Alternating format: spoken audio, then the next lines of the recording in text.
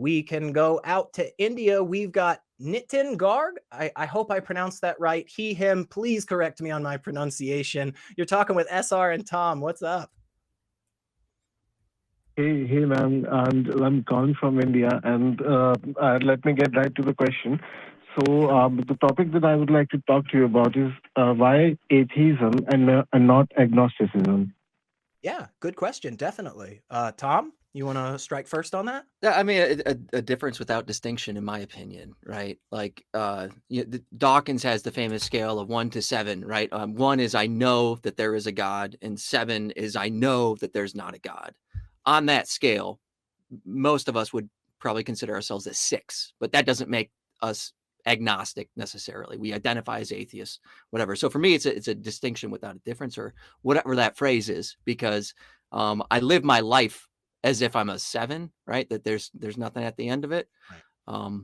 And that kind of brings a sentiment to every moment, I suppose, that you don't necessarily get if you're hoping to go to the next one and doing all these different rules that I'm reading about in this fascinating text.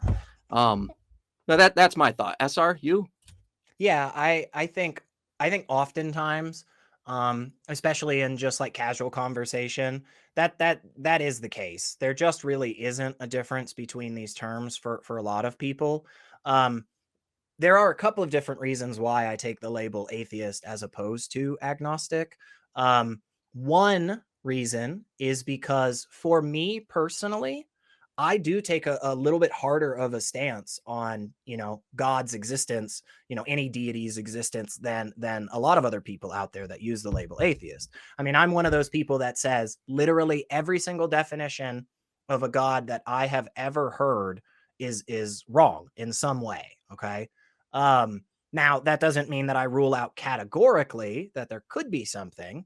But I just say everything that I've ever come across, I definitely am saying, hey, does not exist. I'll take that positive stance on that, But one big reason that I choose the label atheist has to do with what it's like to be an atheist the world over. And as shitty as it sure can be in the South in the US to be an out and professed atheist, I can guarantee you that in other parts of the world right now, to say that is a death sentence, right? I mean, I just think of people like Sohail Arabi, who has been imprisoned for the last how many years now, right? Because he said that he didn't believe in a God, right? Like it's insane the way that atheists are treated all over the world, right? People have died repeatedly from this, from just saying, I don't believe in your God. And so in part, I try to use that label more often, especially in public spaces, because I want to normalize non-belief. I want to get more people in this world who do not necessarily agree with me to, at the very fucking least, go, okay, I'm not going to kill you or imprison you for that word, right? So I think it's a very, very low bar, Nitin, but I mean, unfortunately, we still have to get over that bar. So, but yeah, we've talked a lot at you. What are your thoughts here? Yeah, so I find myself bouncing between atheism and agnosticism as I go on to live. But I cannot find a definite reason, like you just told me, to call myself an atheist.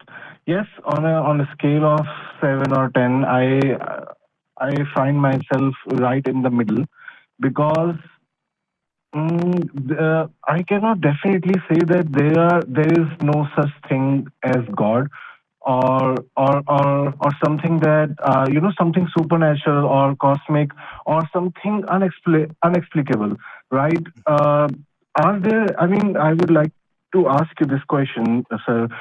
Have have you experienced anything like out of the ordinary, or something that you cannot explain? Yes, all the time, my whole life. Okay, so can we interpret that as part of being part of supernatural, and that supernatural Hang Care on. could Stop right be there. Stop right there for me, okay, Nitin. okay. Stop right there. Yeah, because I'll explain. Okay. Let me ask you this. Mhm, Okay. I got this book right here. Okay. See this book? I've got one word that's written on the first page. Okay. Do you know what that word is? no. You don't? You don't know what the word is, right? Yeah, yeah. Okay. So how do you know that the word isn't supernatural? Do you see how that doesn't make I'm sense? sorry. Do you Can see you why you're please? confused right now? Because what I told you is there's a piece of information out there you don't have any knowledge of whatsoever. And then I asked you, what knowledge do you have of that information? It's a contradiction. It's a flat out contradiction. You've told me that the thing is unexplainable, and then you've asked me to explain it. And that's why we don't get to do that. When we look at something in the sky and it goes zip, zip, zip, zip, zip, and it has all these pretty lights and stuff, and then we go, oh my gosh, that's an unexplained aerial phenomenon. It's not fair for us to then try to explain it because we've already granted that it's not explained. We already said we don't know. Now we can make cute little guesses, right? We can do the whole hypothesize this and all that. But Um, uh, if I'm we sorry. I'm have sorry. Let experience, me. go ahead. Go All ahead. right. All right. Sorry, I'm interrupting you right here. So if someone makes a decision to go on that path to search to actually know the answer, if Sure. someone is on that path, right? To in order to find now, being on that path, one has to accept the fact that he doesn't know, that there might Yes. be a possibility in the extremes. But right now, at this stage, at the present, he doesn't know. Simply, he doesn't know. So that was my question to you. I mean, if you don't know, then how can you call yourself an atheist? I mean, I'm Because asking this question to because myself through you, right, Mm. because right? the question that you're actually asking is a broader one. The question is about Hmm. how do we as individuals get to a place of accepting claims as either true or false, right? And so where we're at is we're at a place, you and I are both in the same place of not having any information that differentiates between us choosing this thing being true or being false, right? We don't have anything whatsoever. We're standing in this boat of just going, oh gosh, we don't know. And because we don't know, taking the next step and accepting the claim, which would be what you're doing by saying, well, a God is still probably out there, that's not okay because we've Not, already not. granted that we don't know anything, right? Not the type of God that has been explained up until now in this But it world that doesn't we live but in. it doesn't All right, matter. not The that God. attributes of the God, Nitin, don't matter.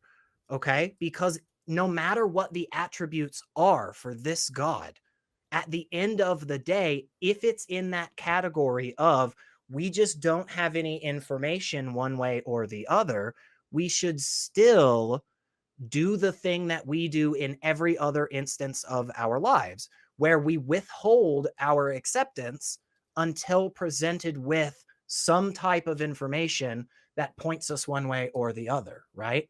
So if you take the softer form of the term atheism, all you're saying at the end of the day is, I just really don't have that belief, right? Somebody says, hey, Bigfoot's real, and he came to a dinner party last night with me. And you just go, oh, I don't really believe that, right?